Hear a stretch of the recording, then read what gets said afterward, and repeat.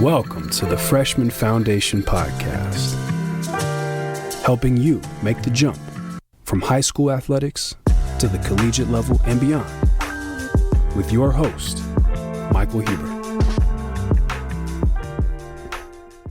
Hey everyone, it's Mike Huber, founder and CEO of the Freshman Foundation and certified mental performance consultant.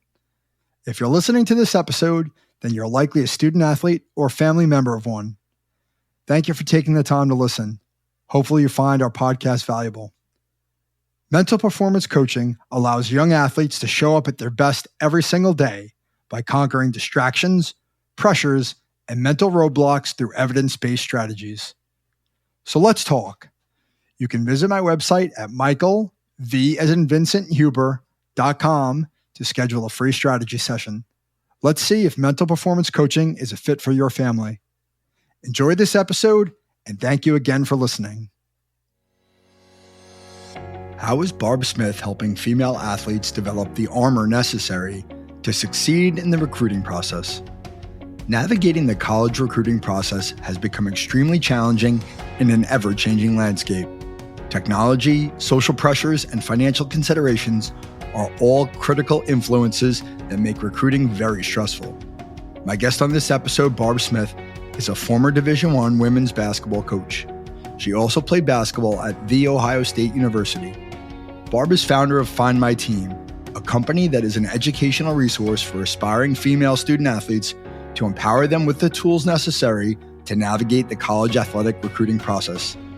In episode 42, Barb discusses how she is using her experience as a player and as a coach to help young women to navigate the college recruiting process. Barb talks about how she mentors young women through the recruiting process by giving them the resources necessary to find their ideal fit for college. I'm excited for this conversation. Let's build your foundation with Barb Smith. Hi, Barb. How are you? I'm great, Mike. How are you doing? I'm doing great. It's great to see you again. I hope you're doing well. And it's great to have you on the podcast. Yeah, I was really looking forward to this. I've had a couple conversations with you prior, and I always love our conversations. It's inspiring. Yeah, and that tends the way that the podcast tends to go is it tends to we tend to go down rabbit holes here, but that's just my style. And, I'd rather have a deep conversation about something than a superficial one. So let's get into it. So if I could start by asking, what inspired you to get into the coaching profession? Well, this could be a 3-hour long story, but I'm gonna condense it. When I was growing up, we had my grandparents lived on a farm, and my parents both families are very large. So we would go out there to the farm and play everything. I mean, we would play backyard volleyball, pool volleyball, basketball up in the hayloft, shuffleboard, chess. We had beanbag throw back then, now they call it cornhole. We had all the horseshoes, everything, and it was always a competition. And I just loved playing. The competition is what I loved about playing. And so, going through junior high and high school, I got into sports and I loved it. I loved everything that you get out of sports. And so I loved it so much. I wanted to continue it. And there was I'm old, Mike, there was no pro for women back then or anything. So I decided that's when I was going to get into coaching and jumped right in and had a great college career. Tara Vanderveer was my coach. Oh, wow. No kidding. One of the best. I mean, I to this day, she has not changed in her, the way she treats her players and the camaraderie and the teamwork. You can see her teams play. That's what I look at that and I go, yeah, that's home. And so much from that experience led me to, I want to give back like that. I want to do that. And so I went into coaching. Wow. I did not know that. So she's still at Stanford, correct? Correct. Yeah. One of the great women's college basketball coaches of all time coached you and you went to Ohio State, correct? Yeah. Ohio State. Yes. Hey, she's the winningest coach right now in women's basketball. So she's, and wow. giving back, talk about giving back, Mike. She's she's done so much for so many people, including myself. Okay, so I didn't expect to go there because I didn't know that. But tell me about her. Tell me about what it is about her, or what are some of the attributes, that she has that make her a great coach. Tara's she's real. First of all, I mean, she's going to tell you like it is, and she's not going to sugarcoat it. But she has this way with her analogies, and so she would say things like, why do you settle on being a VW when you can be a Porsche? Those kinds of analogies. And it just it always hit home. Why are you shooting for the B when you can shoot for the A? And just constantly motivational talk from her. And then, she was all about team. If we're not going to do it together, we're not doing it all type thing. And whoever was up for the challenge. I mean, there was a quick story. We're in a timeout in the locker room, and we're playing Northwestern at the time, and this player is killing us. And she comes in the locker room and she says, "Who's going to guard this person?" And I just said, "I'll do it. I'll do it."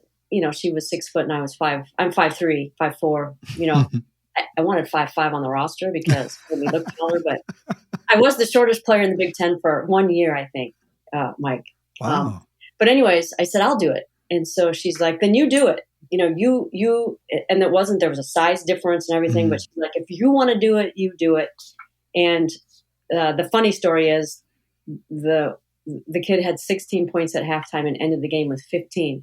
So I'm the only person in the history of college women's basketball that took away a point on the stat sheet. No, it was obviously an error. Right. But she didn't score the second half. She didn't score, right. And she even, awesome. Took a point away, which was a mistake. But, Tara was at the end going, "Now that's how you guard somebody. Take points away."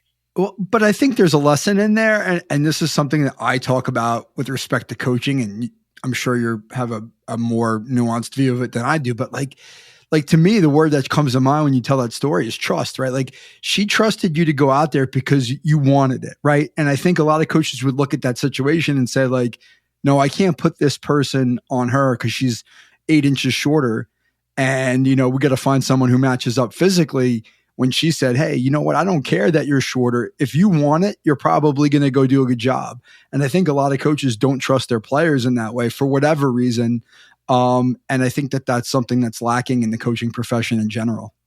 No question. No question. She was, when I was a walk-on at Ohio State and eventually earned a scholarship. So she, I walked into that office and she said, "Look, there's no guarantees that you're going to make this team." And she was very demanding when we were in practice and on the court. But she was, if you're willing to do it, then you've got a chance. And when she said there's no guarantees, but you can try to walk on, to me, it was like, she's giving me a roster spot. And what am I going to do with it now? Sure. I can toss it away, or I can, work my tail off and make sure that I get to keep it. And, she held up to her word and I busted my butt and great things happened. And so many lessons happened, but yeah, trust, demanding, but motivational. She's always inspiring. And she's, if you look at any of those videos now, when they win, it's like they have fun with her. Yeah, well, that's also underrated. I'm curious though, like as a walk-on, were there any instances or any times where you thought about not continuing on, quitting the team because of the way it was going? It's interesting because, walk-ons, you get no money, you're treated a little bit differently. But when I was with that team and that group, you never felt it. You never felt anything different. And there was it never crossed my mind that I was going to transfer. And back in those days, that wasn't even very common. It did happen a little bit, but it wasn't very common, not nearly as common as it is today. If you didn't play, like I was going there to try out. If I didn't play, I was going to stay at Ohio State because that's where I was going. Okay. And, I'd have to do something, try out the next year or play intramurals or something else, but I was going to that school. Did you have offers to other schools that you turned down for scholarships? I had one other offer, and then a lot of people wanted me to just come and, walk on basically. So it was more of that. And, I said, well, I've got a lot of places to walk on. I'm going to go to the one I want. Yeah. And turn down one offer to go do that. Right. And there's a great lesson in that. We were talking before we started recording, but that idea of finding the school that fits you. And it sounds like you went to the school that fit what you wanted as a person, and you happen to make basketball a part of that versus going to a school strictly to play basketball and not having the other pieces of your life fit, whether it's, cultural, social, academic, etc. Yeah. And I'm sure that you see this as well in your work, but as a coach, I have had 30 years of experience seeing student athletes thrive in college and just seeing some of them just survive it. And those two experiences are so different, hugely different, even to the extent where they go into the, beyond college, either you're set up and you're confident and you're ready versus you're still surviving and you're either hurt, in a like mentally hurt or whatever, that it affects the rest of your future and it takes some time to, maybe come back. But if if any student athlete or any parent saw that either their student athlete or, the student athlete themselves, if they could look ahead and find, be able to see in the crystal ball where the thriving experiences versus the surviving one, they would choose the thriving experience, even if it was in another country, even if it was in another continent. That's how different those experiences are. Yeah. So, I mean, you said you're a coach for 30 years. What are some of the things that you did as a coach to help your athletes thrive, right, beyond the basketball court? I tried to get them before they got there and really try to be honest about what it is that you're getting yourself into, and had those same conversations with parents and just tried to be as honest. My assistants would sometimes say, you're too honest about what it's going to be like. But because of my own experience, I didn't want to lie to players or sugarcoat things or not be honest with them, because I knew that them not being happy is going to affect all of us. And I think sometimes coaches are willing to put up with that just to get the best talent in. And so sometimes it works and sometimes it's a big struggle and sometimes people are not jumping around, jumping out. But, I just wanted them to know what they're getting into. And then we always did team building and, leadership type things, and tried to get players to maybe look beyond just the sport they play to something bigger. Yeah. Because you have to find a passion too in college. If you're just going for the sport and you get injured or something happens and the sport's not working, you will flounder because you have not put the whole package together. Absolutely. So it's funny. I had somebody on the podcast a number of episodes ago, and he was a football player in college. And the only reason he was in college, the only reason he went there is to play football, to make it to the NFL. And long story short, he had a very serious injury, had to retire, I think, as a junior, and went through a very, very serious period of depression because he didn't really have anything else. And he now admits that, probably 10 years later, he said, it wasn't until I figured out what my passion was outside of football that my life started to get better. And I think if you keep that in perspective from day one, right, you're in college exploring things that are also important to you side by side, which, to your point, right, if you have, and I talk to athletes about this all the time, right, if you're feeling good about yourself, then you're going to perform better too, right? If you're not happy in other areas of your life, or you're anxious or you're stressed out or whatever, it's going to be really hard to be at your best when you show up at the court or the field or whatever it is you do, because there's all this other stuff that's occupying you and you can't be your best, right? So you want to put yourself into this bigger frame of mind of like, hey, if I'm happy in my life, I'm probably going to play better. Yeah, there's no question there. And you hit it on the head with there's so many things in college that are different than they were in high school. So you're figuring out even your own identity and who you are, who you want to be. And, it might be the first serious boyfriend or girlfriend, or you get your first C in your life and you are an A student, or, this whole thing about sitting and not being able to play or injury. There's so many things. And, if you're not, you just have to be open-minded and aware that it's not just going to be, you're the star athlete in high school and the town knows you in the front page and all this. When you suddenly that gets cut off, well, who are you and who do you want to be, and bring that into college. Yep, absolutely. And it's, the phrase that comes up a lot on this podcast when I'm talking to different people is sort of big fish in a small pond, right? In high school, you're catered to as an athlete. You're getting a lot of, especially now, there's recognition all over the place. I mean, it's just amazing to me how much publicity comes through social media about high school kids who are playing sports. And I think about it 30 years ago when I was in high school, it's like, we didn't have this. If you got your name in the newspaper, it was a big deal. Now it's all over the place. But like, you're coming into this new environment where you're just one of many. And it's like, okay, like, am I going to be able to look at this as a growth experience and it's 3 or 4 or 5 years versus like, if I don't come in and play right away, what's wrong with me? Or I shouldn't be here. I need to go somewhere else, because that's just not realistic, when you start in a new place and whatever it is you're doing.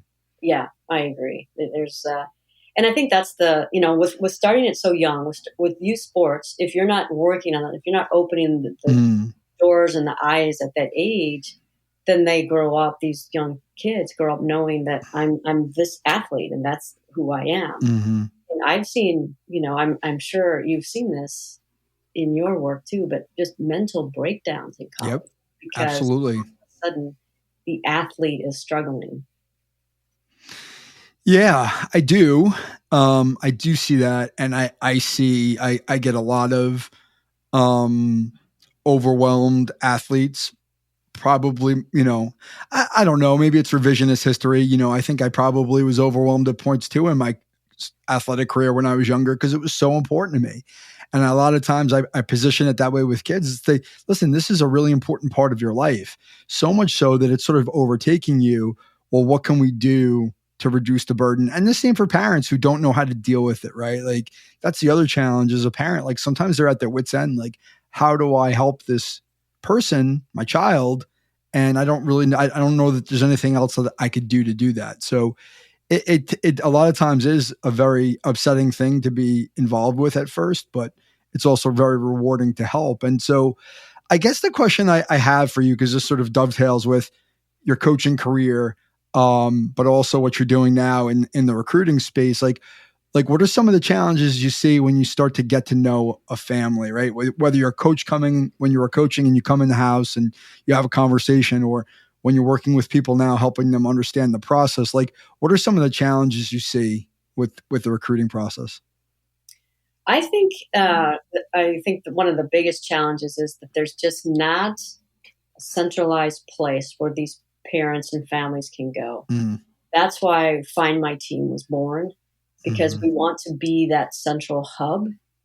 And we're not a recruiting service. We're so different than a recruiting service. Yeah. We're an educational resource for the recruiting process. And that means you can come to us for answers, because there's, you can Google things, you can try to find things. And some people spend hours trying to find answers. And, that's just seems like a waste of time. And you still don't know if it's the right answer. You don't know if it's honest, genuine, good, up-to-date information. So that's one challenge. The other challenge, I think, is, parents love their kids so much, of course, right? So parents want to make life happy for their child. And so they'll step in front if things get tough. At every time they'll fight the battles, they'll speak the words, they'll, knock people out of the way. They'll go blame the coach or blame the teacher or whatever when the child falls. And if we could just let the child fall, they would learn how to bounce. Yep. And there's this thing about bouncing that if we even push our kids over metaphorically once in a while and let them fail, they'll get stronger and they'll be able to bounce back. Mm-hmm. If we don't do that and we stay, fight all their battles and do all their work people are filling out applications and everything for their child, talking to coaches, emailing the coaches for recruiting purposes. Yep. If they do all that work, then it's not going to be the child's decision. It's the parents, but they're not going to bounce back. They're going to bounce out, which is what they're doing. So we're trying to teach, there's going to be obstacles in college and in the recruiting process. It's going to be hard, but there's this thing called bouncing back versus bouncing out. I like it. And you want them to bounce. You want them to get back up and keep going and learning. But you've got to be able. I always tell the parents, we have these conversations now. You got to get in the back seat. Your child has to drive. Yes. You got to get in the back seat. Right. And that's a phrase I'll use very often is, parents having parents take their hands off the wheel. Right. Yeah. Like I, when you were saying that, I was sort of smiling to myself because it's so true. And I've had a couple people on the podcast, coaches, baseball coaches particularly, who've said like, when we're in the recruiting process, we want that email to come from the kid. We want the kid to look us in the eye. We want the kid to take ownership of the recruiting process because we want to know that they're in it, right? Like versus having mom or dad pick up the phone or send an email or complain about something. Like that's not what we want, because then what happens when they get there and there's nobody there to protect them, to advocate for them, right? And that's a real issue. We talked about this a little bit, before we started recording as well, in terms of like the club sports, whether it's AAU, whatever it is, travel sports environment in our country. There's a lot of bouncing around, right? Trying to find the right team, whether it's somebody who's going to play you or someone's going to tell you what you want to hear. And if we're not happy with what we're getting, we're going to move. Like that's also part of the bouncing back process, right? Like, yeah, you know what? I don't like your coach either, son. And I don't love that you're here, but you're part of this program, right? And like, you got to stick it out. And, we're all going to have bad coaches and bad bosses and whatever it is in our lives. And we have to learn how to deal with it and speak up for ourselves, which is one of the things that I am huge on working with kids in my coaching practice, is to say, you need to learn how to advocate for yourself, and I know it's not easy when you're 15, 16, 18, 20 years old, talking to an adult who holds your athletic future in his or her hands, but you have to learn to have that conversation because they're going to respect you for it. And once you know where you stand for real, then that's going to alleviate a lot of the anxiety that you're having, because you're making up stories in your head about why I'm not playing or why this coach doesn't like me, when it may be something totally different, that you don't really understand because you haven't spoken to them about it. Yeah. There's so many times when kids have transferred without talking to a staff member on a staff. And, it may be through parents or through even other players. But, if you don't know that, if you don't know what's going on, if right. the coach doesn't know what's going on because the player isn't communicating that, right. Things could get way out of hand. Yeah. It's like anything. But, kind of like we were talking about also before was, if you feel like you aren't in the right program for a club or not in the right high school or not in the right college team, then before you just bounce out, all these things should happen. Like you're talking about communication, yes.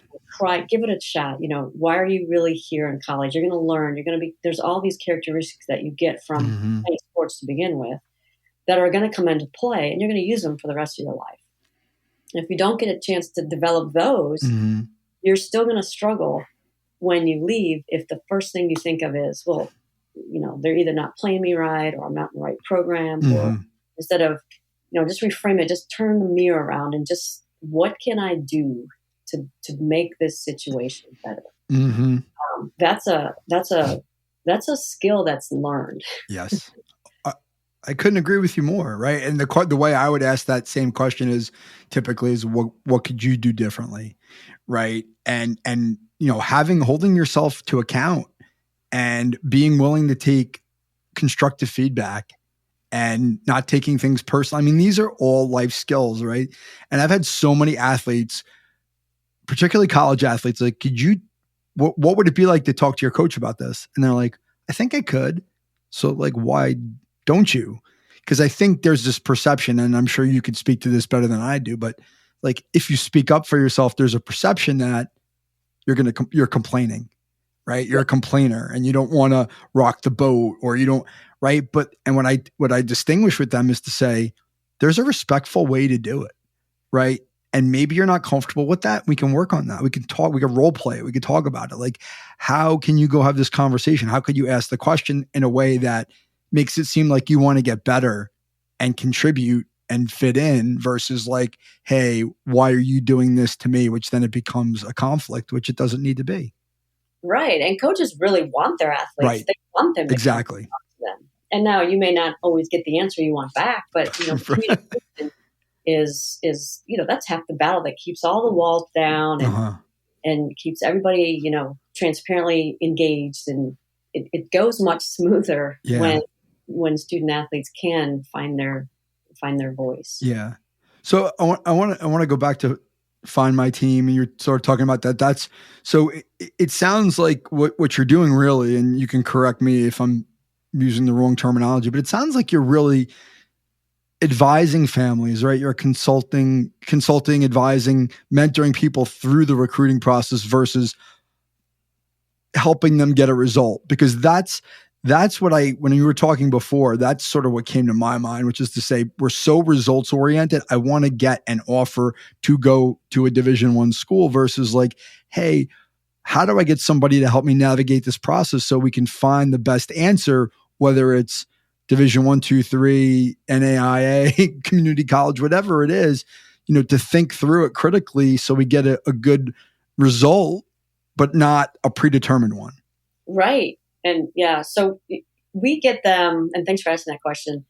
We try to get them as early as possible, and we help them identify things that are really important to them. And they don't know these things because nobody's ever asked them. And our feedback has been so good, even from the parents, that we give them this little assessment and then we go over it, as I was saying, individually with them. And their parents say things like, it's open communication between us and our daughter, because now we're talking about things that she is about.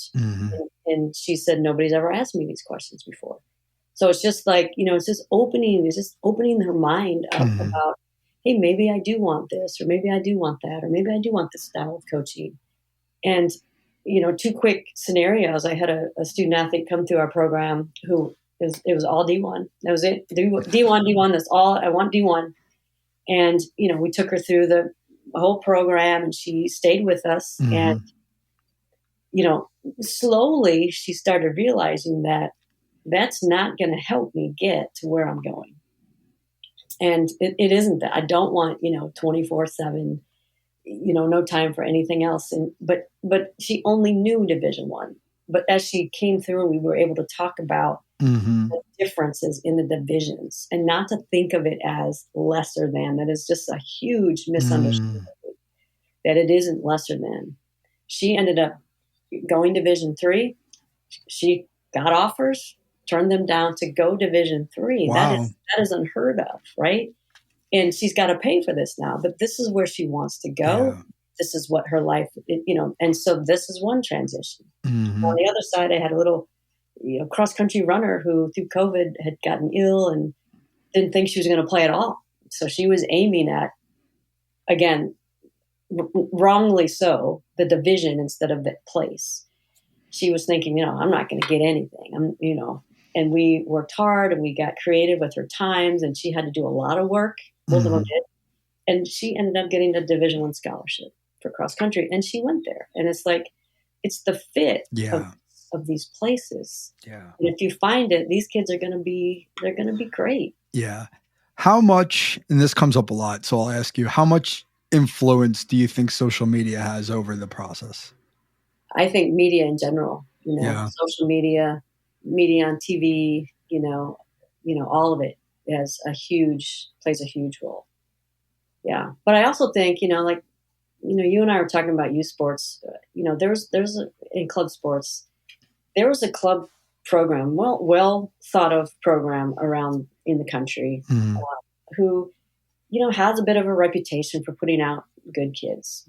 And so one of his players chose Division 2 over Division 1.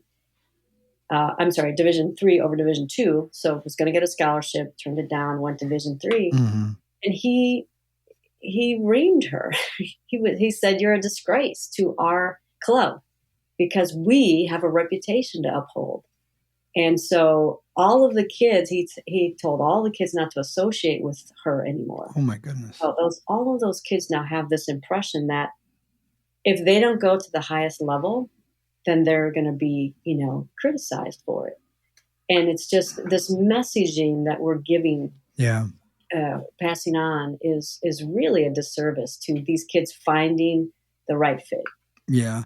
And I, listen, as upsetting as that is to me to hear, it doesn't surprise me because these coaches are running these private clubs that are made to generate a profit. And so for them, it's reputational. And it's like, if we're not turning out, more scholarship athletes, then it makes us look bad. And, we're going to lose business because of it. Right. And they want to punish that choice, which is terrible, right? It should be about the athlete, about the kid, not that. And then you've got the other side of it, which is the parents who, God bless them. I'm a parent. I have 2 kids and they both play sports, and it's not the cheapest thing in the world for us to do. And I think there's just this implicit understanding a lot of times with parents. It's like, well, if I'm investing all this time and energy and money into this process, like there should be something on the back end to defray the cost, which would be a scholarship. Right. And it's not like they want ill for their children, but like, I think it's just a natural human instinct to be like, okay, let's get something out of this. And I think that contributes to the pressure that the student athlete feels to make their parents happy, which then it becomes just like a circle, in terms of, creating anxiety in the system, stress in the system, because they're trying to please all these different masters. Yeah. I've actually talked to some student athletes who can't talk to their parents about what they really want because parents want them to go Division 1 and they have to get a scholarship or they don't get to play sports. And that again is that's a tough one. I mean, there are ways to fund all levels, all divisions of college, and it can work out. And again, I would point all those parents back and the club coaches back to, here's a chance for this human to thrive in college and to really be able to be set up so that they're able and capable of giving back when they get out there and, making the world a better place instead of, bouncing around or putting people down to get up and all these other things that you can learn through this experience as well. And, what do we want? What do we want to teach them? And I just look back at my own experience. It's like, you play because you love it when you're young. And as you go through the, up the ranks of high school and college and maybe even pros, it gets less and less and less about liking and loving the sport and more about just doing it, which is my whole thing about thriving versus surviving. Yeah. And listen, and listen, rightfully so. Like being a college athlete, particularly at the Division 1 level, is like a job, right? When I talk to kids, and I have few Division 1 athletes that I work with, listen, the schedules are rigorous. You're lifting, and you're going to study hall, and you're traveling during the week, and you're obviously going to practice, and like there's all these obligations, and so like it's a full-time job, and so if you're not enjoying it, and you're not playing or you're not participating because you're not as good as somebody else, like that's gonna, I think, lead you to question, like, why am I doing this? And I think that that's a healthy exercise, right? Just because being an athlete's such a big part of your identity, I get it. But at the same time, it's like, does it really make sense for me to continue on here if I don't really enjoy it? And I think that's like taboo, like a lot of kids would never even think that or even have that conversation. And it's scary to think that kids aren't willing to talk to their parents about stuff because they're afraid of what they're going to get back. They just kind of keep it to themselves, or, like, I'm just going to put my head down and power through. And that's sad too. Yeah. I mean, there's a lot of those instances where it's their choice is determined by somebody other than themselves. Yes. And so it's not theirs. Mm-hmm. So there's this, you were talking about ownership. There's no ownership. There's no investing in themselves. Yeah. And so, it's a 50-50 chance that that's going to work out. Maybe even less than that. I don't know. But, if we could all just remember that it is just sports. It is just sports, and it is so fun and so good for you in so many ways that when everything else clouds that vision, it can get really ugly really fast, and instead of what it should and could be. Yeah. And I mean, obviously I agree with you on that. I think it's really important to continue to sort of put that message out there, as much as sometimes I think it gets kind of lost in the mail. But so talk about the work that you do with parents specifically. Like, what are some of the things that you're trying to educate parents on? What are some of the what's the right word? Just the pushback you might get from a parent, or some of the skepticism, or is there any of that, or are parents, open to the education process? Well, I think once they understand it, once they see what's happening, and once they see their daughter start finding her voice and being confident about her decisions and understanding, hey, I need to ask these people for this and these people for this, but not ask everybody for everything in this process. And it's zeroed out. And what do I really need and want? And who can I go to? And where are my resources? And when she has all that armor, she can do this. She can find a place. Your student athlete can find the right place. And when the parents see that that's working, they're willing to be in the back seat. And I had a couple parents, partway through say, okay, now it's time for me to start, calling people. And I told this father, I said, if you start doing that, you're going to get it all back, and you're going to be doing it again, instead of allowing her to keep doing this. She's doing this, right? And he said, yeah. And I said, just trust me. If you will stay out of the way, she'll finish it. And she did. And he said, you're right. You're right. And it is just about that. It's sort of like the coach trusting the player. It's the parent trusting the student athlete, the child. They can, and if they truly want to do it, they will. If it's your decision that she or he is going to play, and so you let them out there and they don't do it, that's another sign. Right.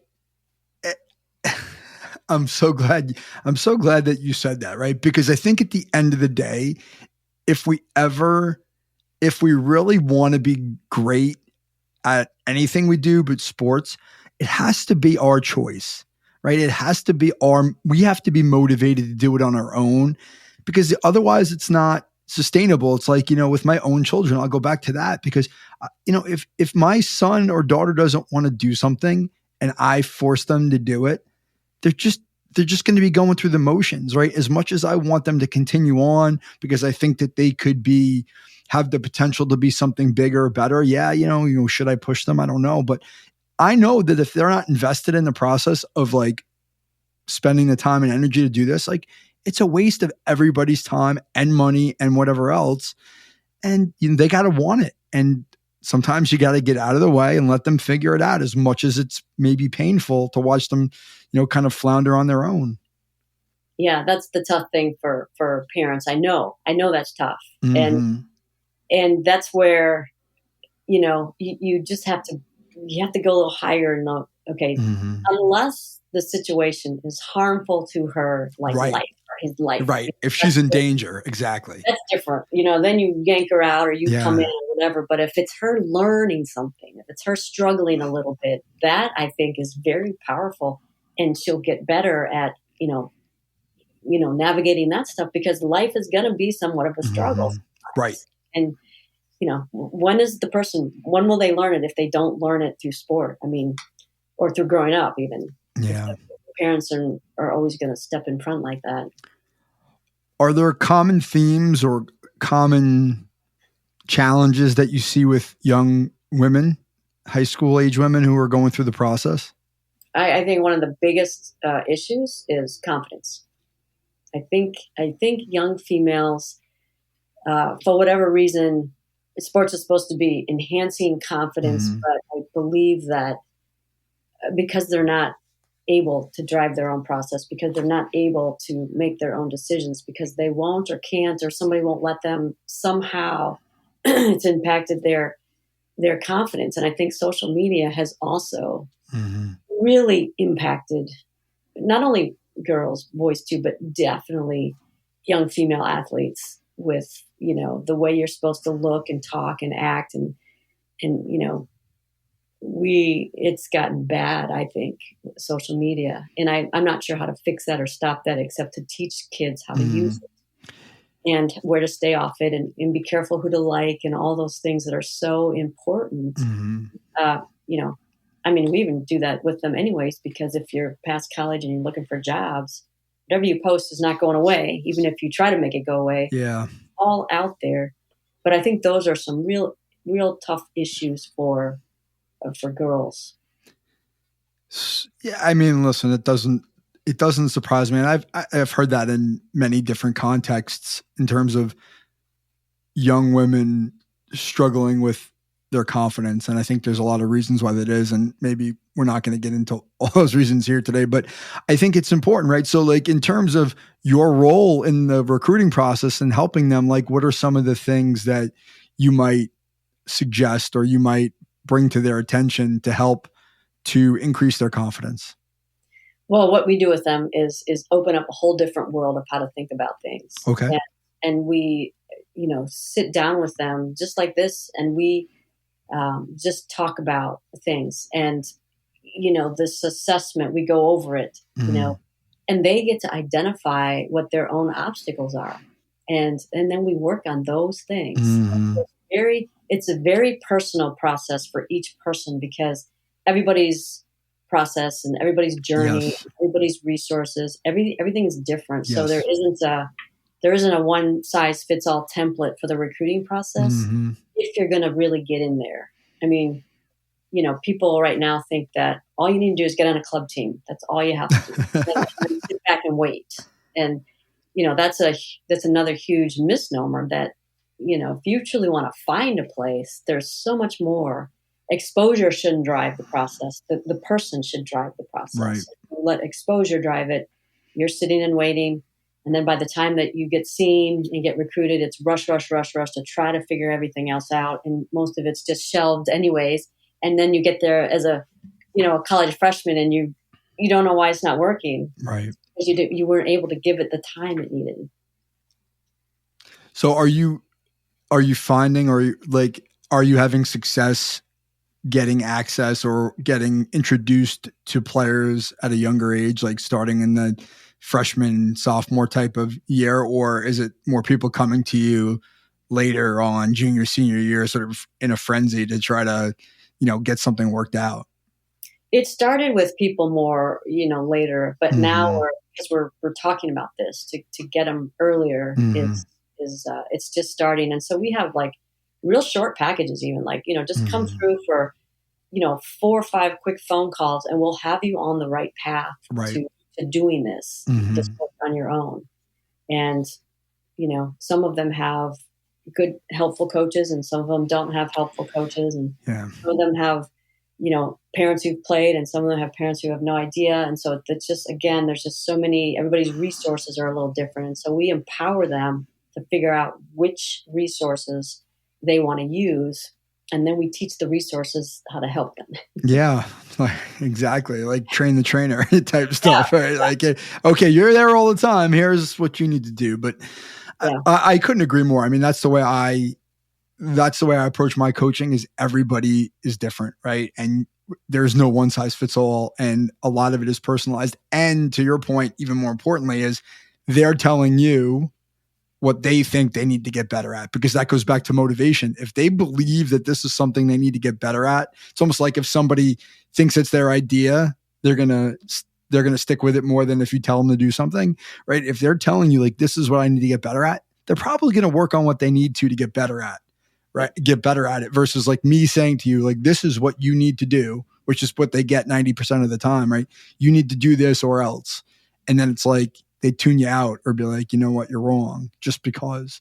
So Yeah. it's really important. I've had a couple of other gentlemen that I know here in New Jersey where I live who have a similar type of business to you, and they work mostly with baseball players and males, and they're kind of expanding, but it's the same approach. It's this very holistic, like consultative approach of like, hey, what's going to fit for you? What do you need to get to where you want to go? Like being honest with the player and saying like, you know, you want to go to Division I, but maybe you're not a Division I player.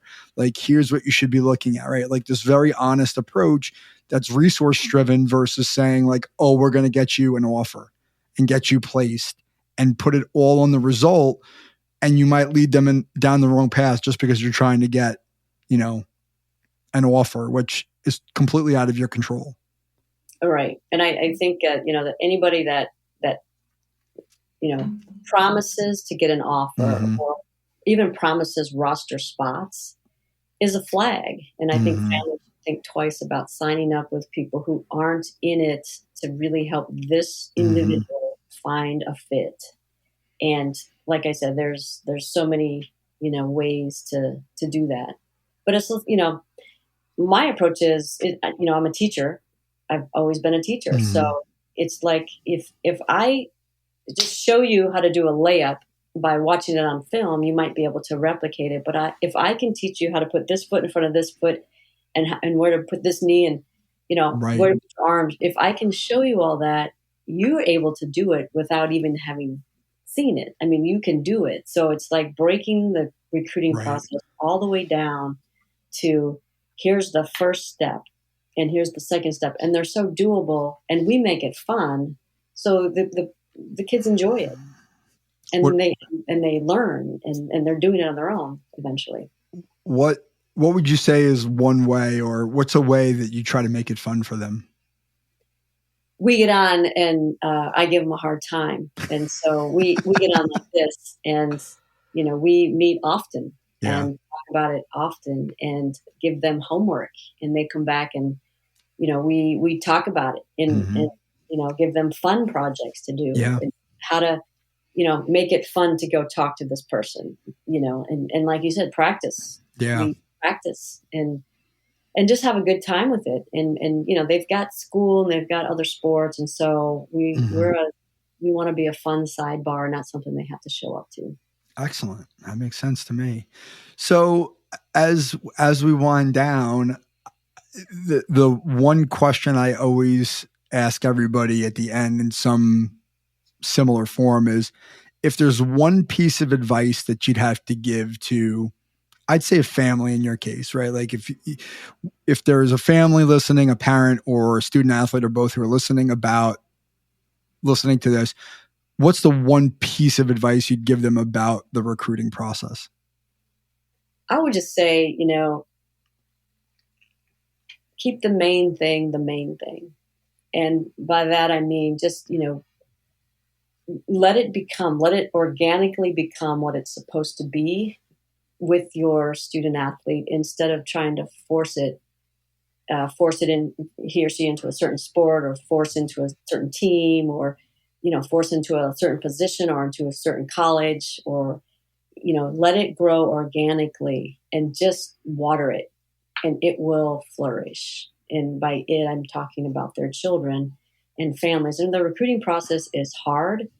It's challenging. It's hard to navigate. But if you can break it down and learn how to do it, parents becoming advocates for their student athlete and student athletes driving their own process, you'll be amazed at what can happen.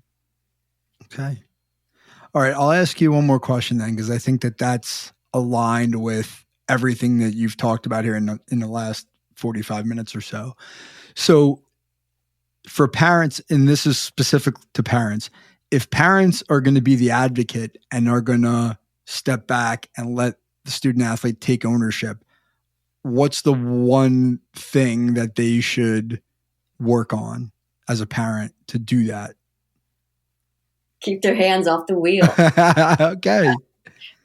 You know, when you want to fight for your child, ask yourself, is this a time when I'm just trying to make them happy? or is it a time when they're in trouble? Like, we were talking about this before. Right. Is there real danger here, right? Danger, or am I just, trying to help their happiness? Because if it's answer number 2, then you've got to keep your hands off and step back and see again, just something good is gonna come out of this if it's a struggle or whatever. And you're strengthening that person so that they'll be able to handle life later on. That's a great way to end it. So Barb, I want to thank you for coming on here. I really enjoyed our conversation. It was great seeing you again, and hopefully we can keep talking and maybe do it again sometime. I would love that. And, we got to get you on our show too. That'll be the next thing. We'll get you. That sounds wonderful. Conversations. Yeah. Yeah. Because Mike, you've obviously done this for a long time now, and you've got a great business going, but you're, above all that, and you've got a family too, but you're helping so many people. And I know that we can, if all of us work together, we can really not only help these kids find the right place, but help them enjoy it when they get there, because they'll come in more prepared. Mm-hmm. Thank you. I appreciate you saying that. And it is, for me, it's absolutely about helping these young people get to where they want to go. And what I've learned too is that kids spot a phony from a mile away. If you're genuine with them and you come into it with good intentions in yourself, they'll come towards you, because they know you have their best interest at heart. And I think those of us who are sort of fall into that bucket need to just keep chugging away at, right, what is a very challenging system, in that respect. Well, I have found that parents and student athletes both they're open for guidance. They want guidance. They want help. And most of them are very coachable. That's great. All right. Well, Barb, thank you again. I appreciate you coming on, and I will talk to you soon. All right. Thanks so much. Thank you. So, what was your biggest takeaway from my conversation with Barb Smith? For me, it's that young athletes should take ownership of the recruiting process. It might be natural or easy for parents to lead the way for their child, but allowing the student athlete to take the lead will likely result in the best possible outcome. My suggestion to high school student athletes is to own your recruiting process. First, understand your priorities in selecting a college program. Second, take the lead in managing your own process, because college coaches will take notice. I want to thank Barb for her kind generosity and the wisdom she shared with the Freshman Foundation community. You can learn more about Barb and Find My Team at findmyteam.com, and you can follow them on Instagram at findmyteam. To learn how mental performance coaching can help your mind work for you rather than against you, visit michaelvhuber.com. Thank you for listening. We'll see you back soon for episode 43. Mike Huber is the founder and owner of Follow the Ball Coaching, located in Fairhaven, New Jersey. He is a mental performance coach and business advisor dedicated to serving athletes just like you reach their full potential on and off the court. The Freshman Foundation is all about helping you get to the next level. For more information, follow along on Instagram at the Freshman Foundation.